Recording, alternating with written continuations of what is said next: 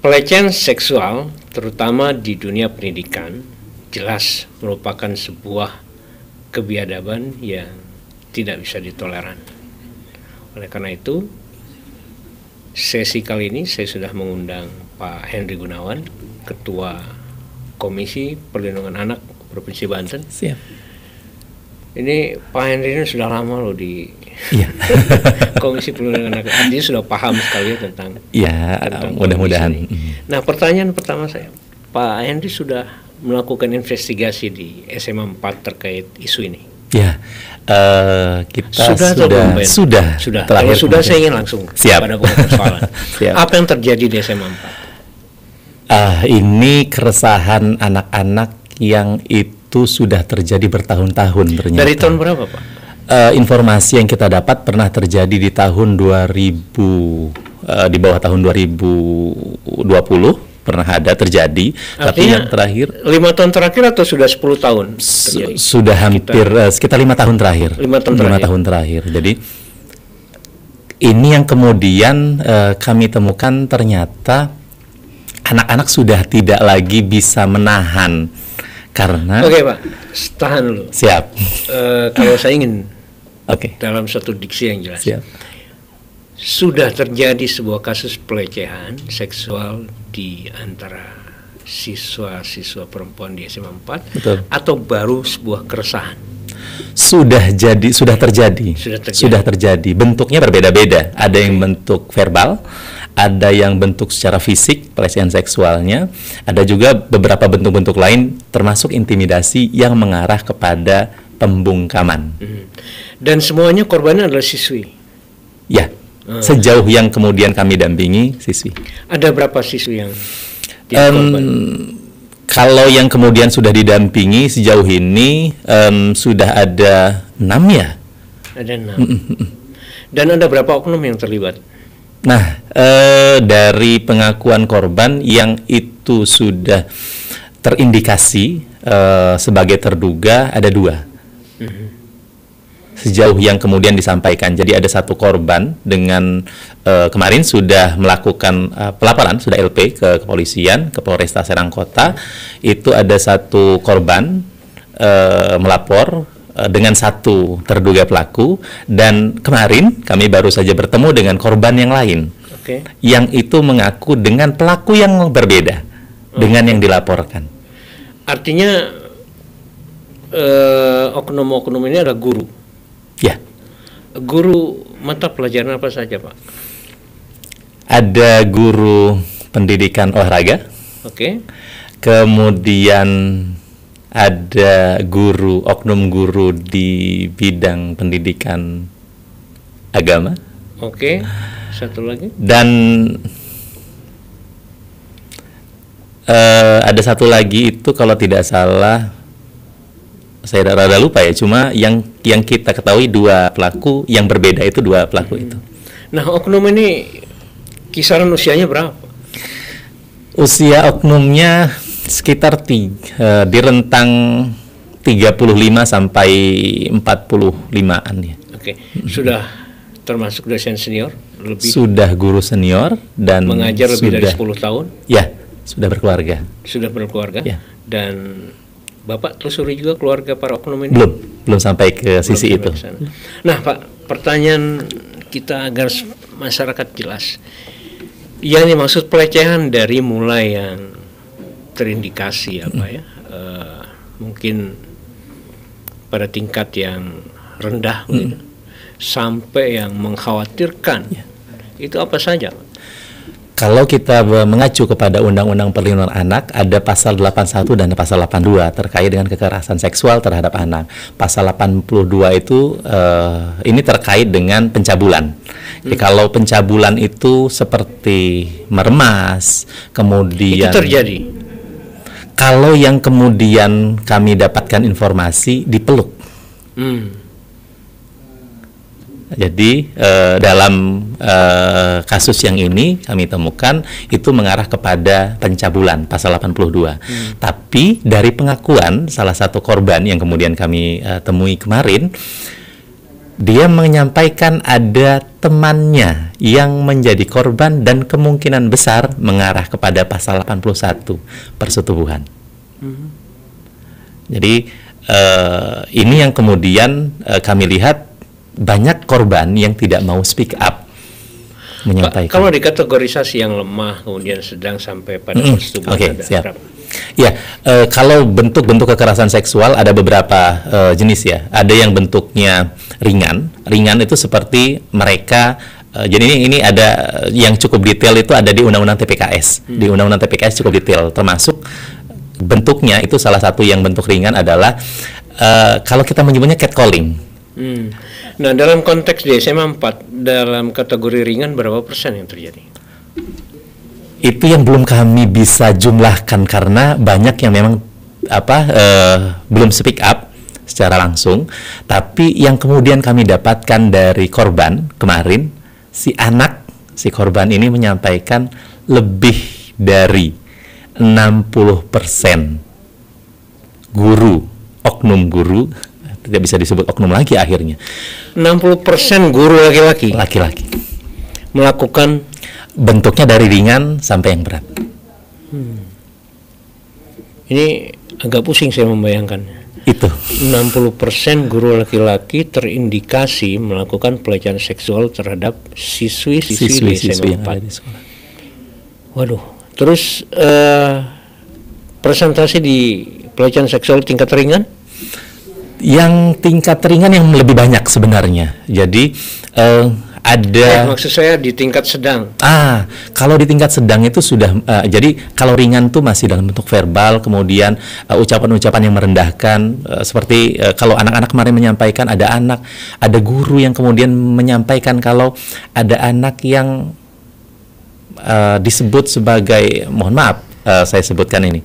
Mereka disebut jablay, mereka disebut agak parah sih memang bahasanya untuk menyebut nama anak-anak itu dengan istilah-istilah yang memang itu untuk orang-orang yang memang mengarah pada negatif. Tapi yang bentuknya sedang itu sudah mulai mengarah kepada tadi pelukan, kemudian menyentuh bagian bokong anak, kemudian ada bentuk-bentuk lain yang itu merangkul dan sebagainya. Itu Pak Henry, ini tuduhan serius loh. Pak Henry bisa mempertanggungjawabkan 60% guru laki-laki di SMA 4 itu? Ini penyampaian langsung dari korban.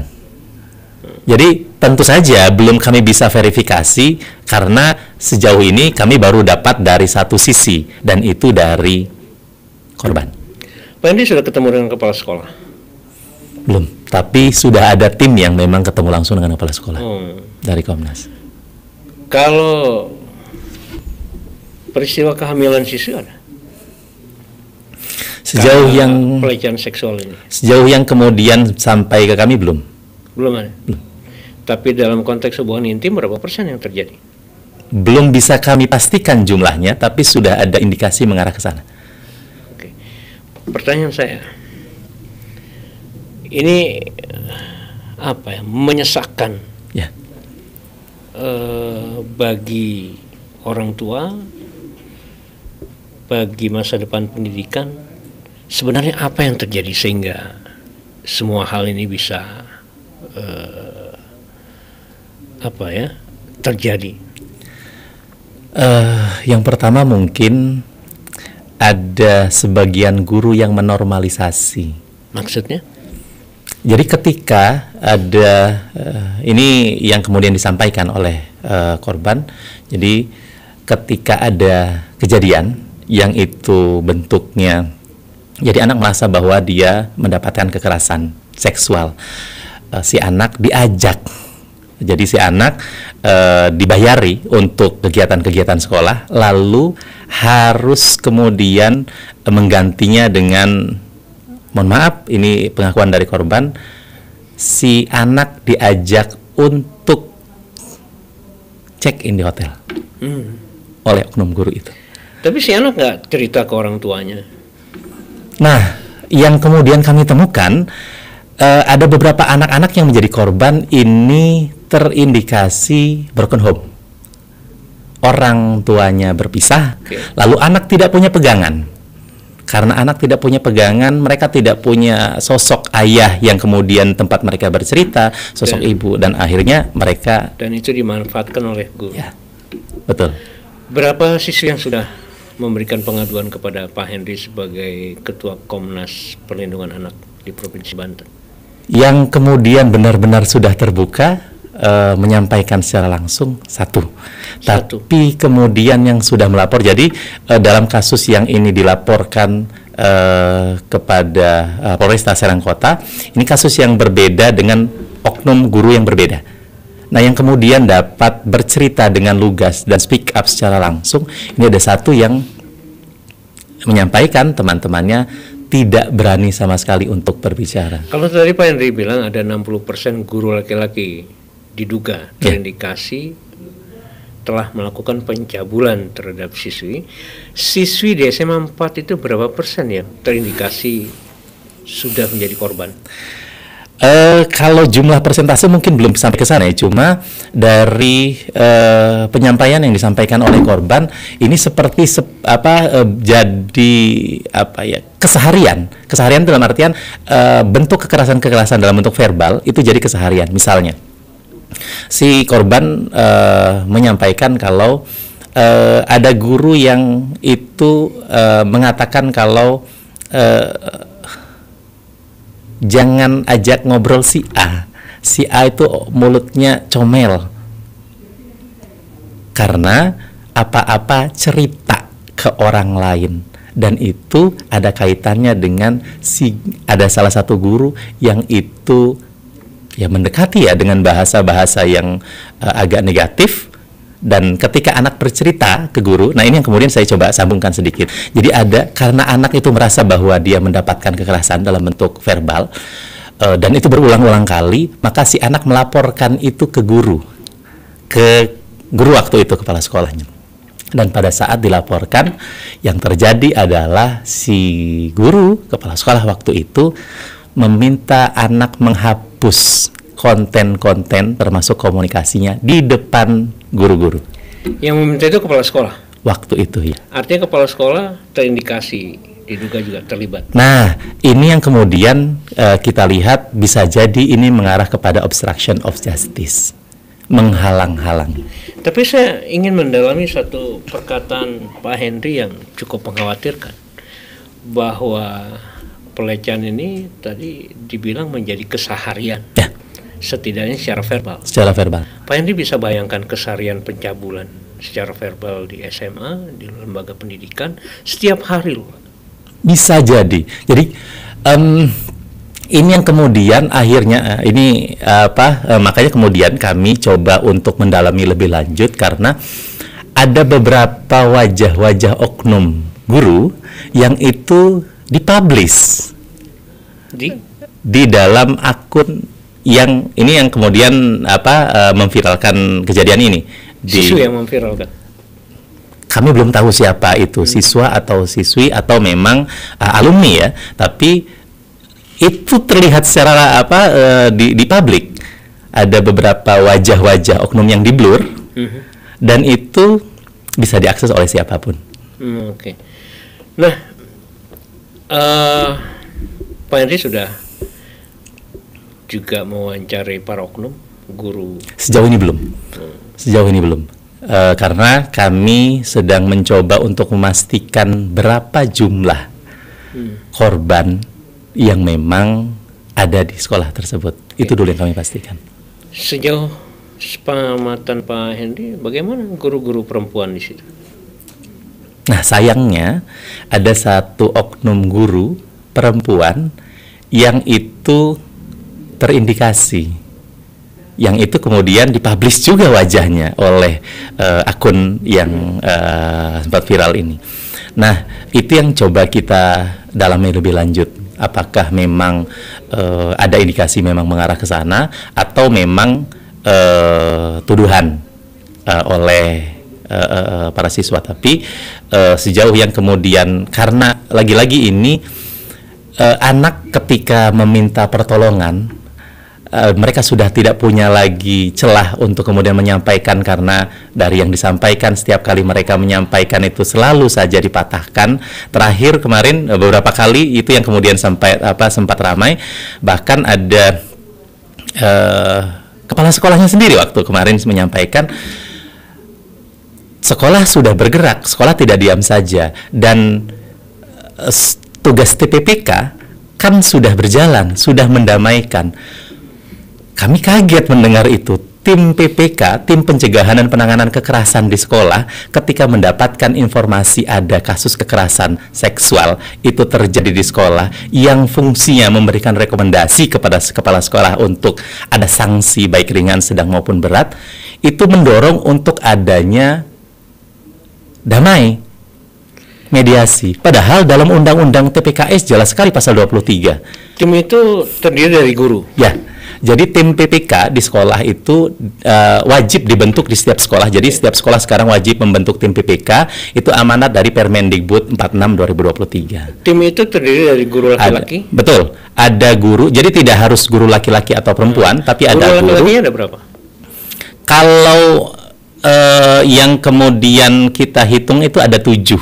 Ada 7. Perempuannya di tim itu ada berapa? Enggak, keseluruhan. Jadi ada 7 guru, kemudian ada 7 itu unsurnya dari guru, orang tua lewat komite mungkin ya, kemudian tendik, dan itu di SK-kan oleh kepala sekolah. Nah, ada indikasi nggak guru dalam tim itu juga terlibat? Sejauh pengamatan kita belum. Belum. Belum ada. Tapi ya ada kekhawatiran memang, karena memang ini kan belum semua terbuka ya, anak-anak. Nah, Pak Hendy juga melakukan review kepada para orang tua? Sejauh ini belum. Hanya yang perlu kami dorong lebih lanjut itu untuk memastikan bagaimana latar belakang anak-anak yang menjadi korban. Karena dari beberapa pengakuan, termasuk pengakuan terakhir dari salah satu korban itu menyampaikan kalau rata-rata korban yang kemudian ada dalam lingkaran itu adalah anak-anak yang memang butuh peran orang tua, dan sebagian ada yang memang itu termasuk dalam keluarga yang memang broken home. Oke. Kronologis ketika ini mencuat seperti apa, Pak?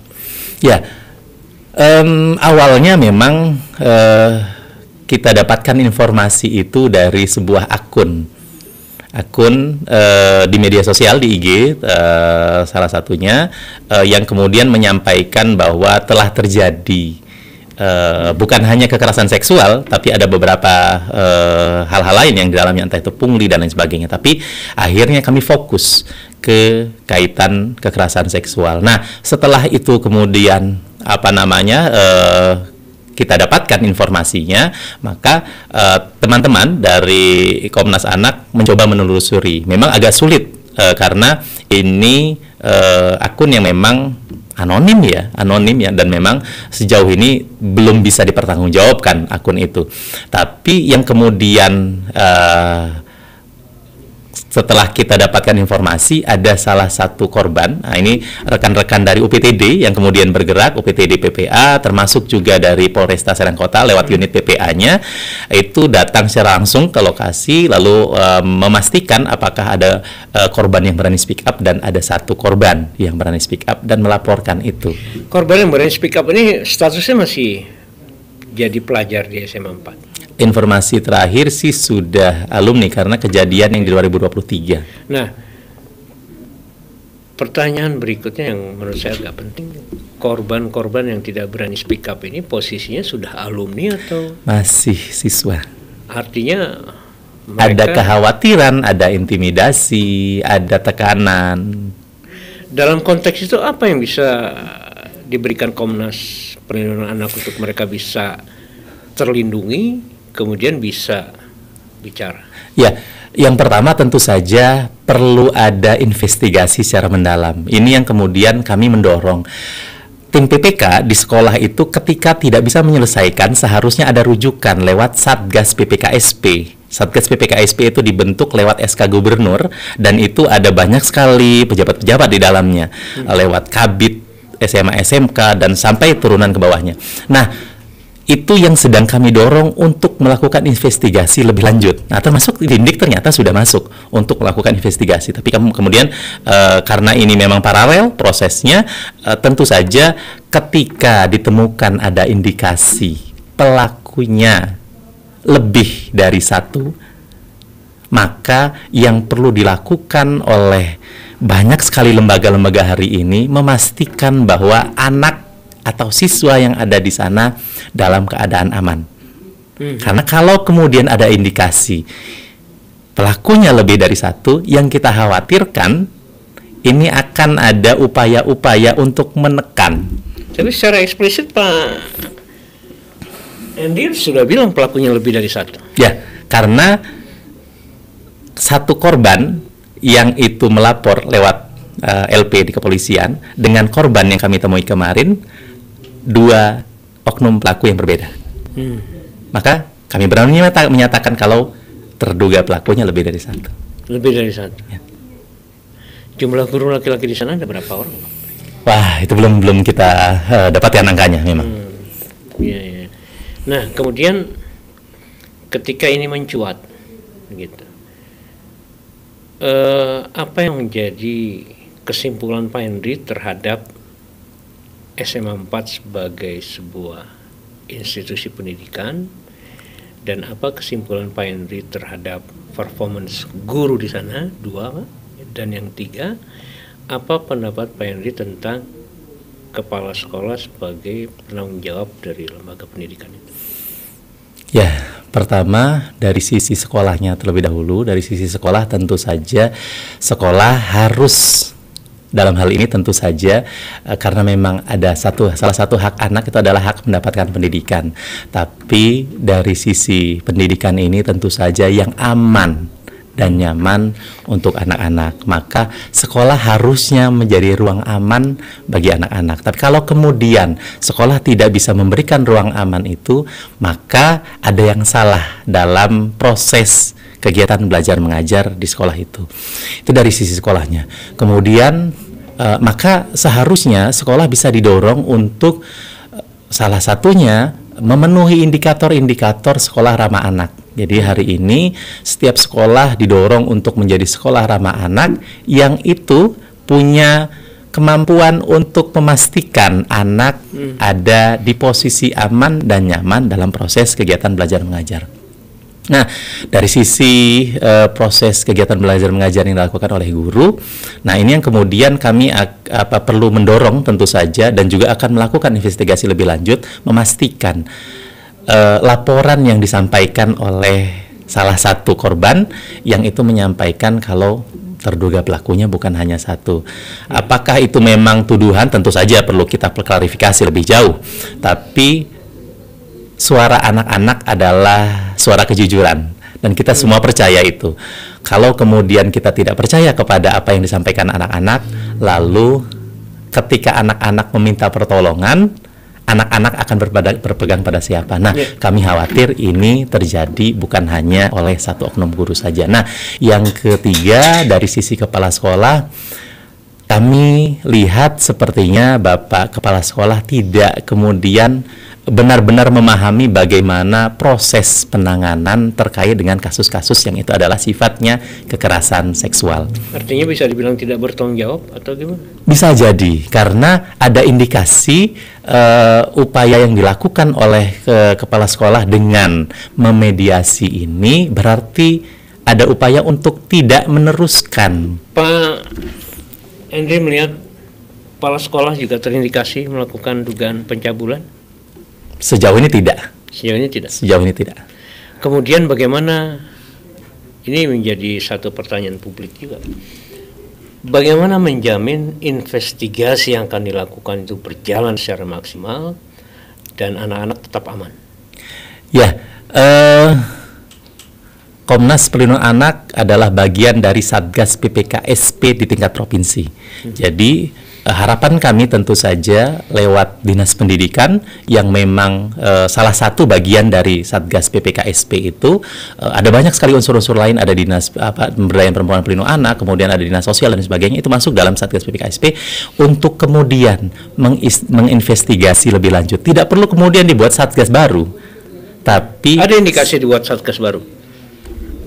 Sejauh ini sih belum ada, tapi ya kita khawatir kalau kemudian ini menjadi isu-isu yang terus bergulir, apakah kemudian nanti ada karena memang kesulitan untuk misalnya mendapatkan informasi ini dengan detail, ya kita bisa jadi mengarah ke sana. Tapi ya tentu saja kita dorong sudah ada lembaga yang seharusnya bisa bergerak, karena Satgas PPKSP yang itu dikukuhkan lewat SK Gubernur itu seharusnya sudah mulai bergerak dari pertama kali kasus ini ramai. Tapi Gubernur belum ada respon. Sejauh ini yang kita lihat dari beberapa media, Gubernur mendorong untuk kasus ini dituntaskan.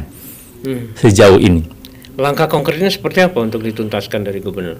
Kami pikir dengan turunnya Dinas Pendidikan lewat investigasi, tapi ya karena memang kami belum melihat mendapatkan secara langsung ya bagaimana proses investigasinya sudah sejauh mana, jadi kami juga belum melihat apakah ada keseriusan atau tidak di sisi itu. Terus terlihat nggak Dinas Pendidikan ini clear atau ada arsiran?